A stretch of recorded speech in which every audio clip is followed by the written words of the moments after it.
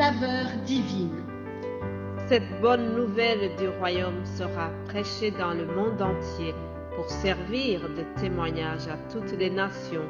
Alors viendra la fin. Ce pain céleste vous est présenté par Immaculée Niraneza.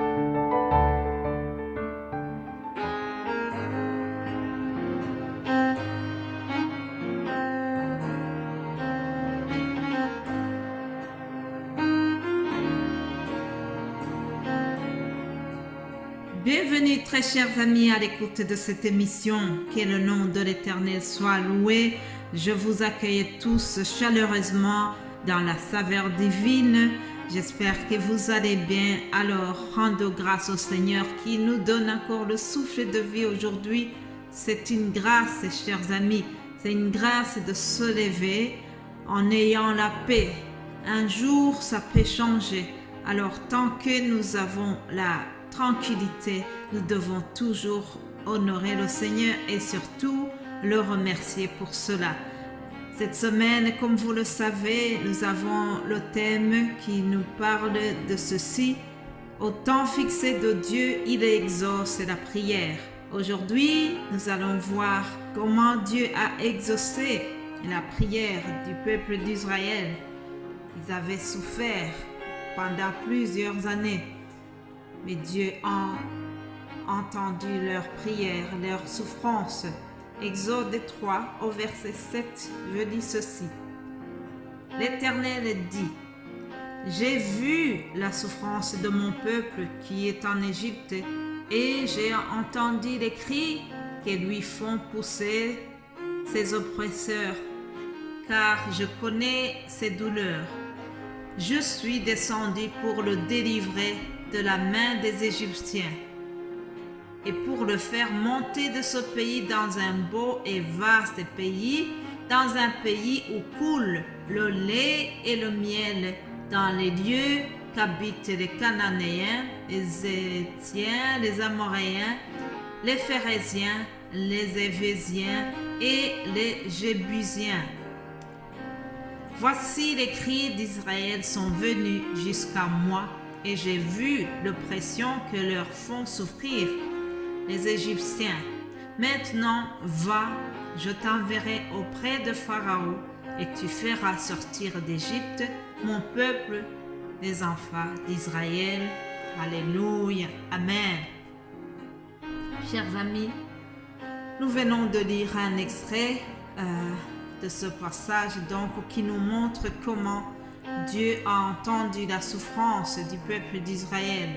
Ça faisait plusieurs années qu'ils étaient retenus en esclavage en Égypte.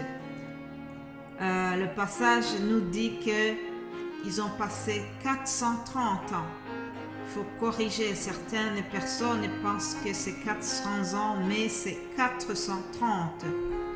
Alors 430, vous voyez que c'est beaucoup d'années de servitude et beaucoup d'années d'esclavage. Alors le pharaon ne voulait pas les lâcher parce que bien sûr qu'il constituait une main d'œuvre gratuite. C'est pour cela qu'on ne voulait pas les laisser partir, on ne voulait pas les laisser en liberté. C'était vraiment pour les Égyptiens, c'était quelque chose de très important de garder cette main d'œuvre qui est gratuite. Cependant, le moment est arrivé où c'était vraiment trop. Trop, c'est trop. Ça a été de trop pour le Seigneur. Plusieurs tentatives de les libérer avaient rencontré l'opposition du Pharaon qui endurcissait son cœur. Il ne voulait pas les lâcher, mais le moment est arrivé où il a rendu les armes. Il a décidé de les laisser partir. Mais dans Exode 12, au verset 32, nous voyons comment, avant de les lâcher, nous voyons ce qu'il a dit. Pharaon, il dit, même au verset 31, nous voyons, dans la nuit même, Pharaon appela Moïse et Aaron et leur dit, levez-vous, sortez d'humilier de mon peuple, vous et les enfants d'Israël. Allez, servez l'Éternel comme vous l'avez dit. Prenez vos brebis et vos bœufs comme vous l'avez dit. Allez et bénissez-moi. Allez et bénissez-moi. Chers amis, il est très étonnant.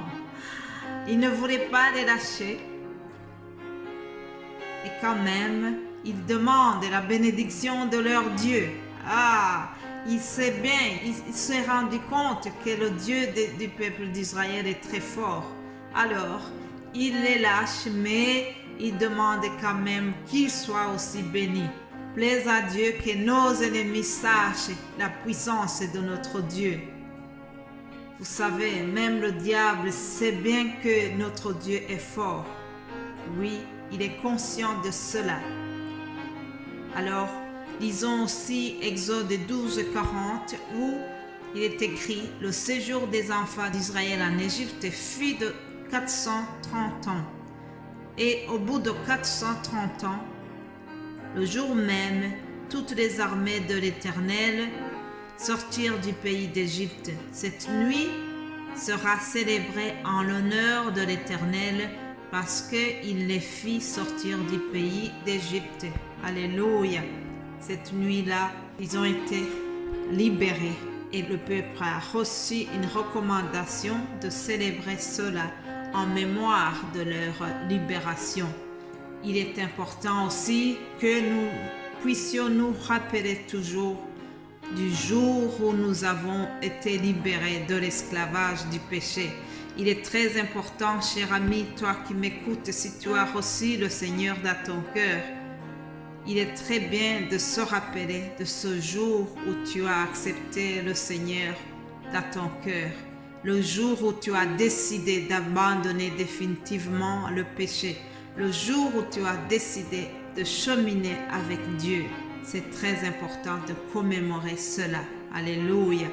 Alors, nous voyons aussi que malgré la longueur du temps, malgré que ça faisait plusieurs années, le moment est arrivé et Dieu a entendu la souffrance de son peuple. Il les a libérés.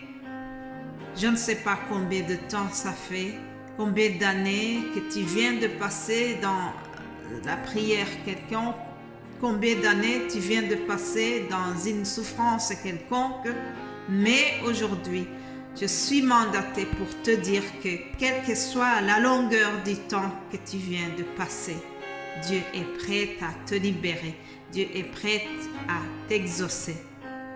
C'est ma prière pour toi aujourd'hui. Prions. Père Céleste, nous te remercions. Merci Père parce que tu es le Dieu qui libère. Tu as libéré ton peuple de l'esclavage. Aujourd'hui, il y a beaucoup de gens qui sont retenus dans l'esclavage du péché, l'esclavage de la drogue, l'esclavage de l'alcool, de plusieurs sortes de péchés. Je prie, Seigneur, que tu puisses intervenir, que par ta puissance, tu viennes briser les chaînes. Je sais que le sang de Jésus peut briser toutes les chaînes, toutes sortes de chaînes. Aujourd'hui, je prie, Père, envoie ta puissance pour détruire la puissance de l'ennemi, les chaînes qui nous lient, toutes sortes de chaînes qui lient tes enfants. Je prie qu'ils soient brisés au nom puissant de Jésus-Christ. C'est au nom de Jésus que j'ai prié. Amen.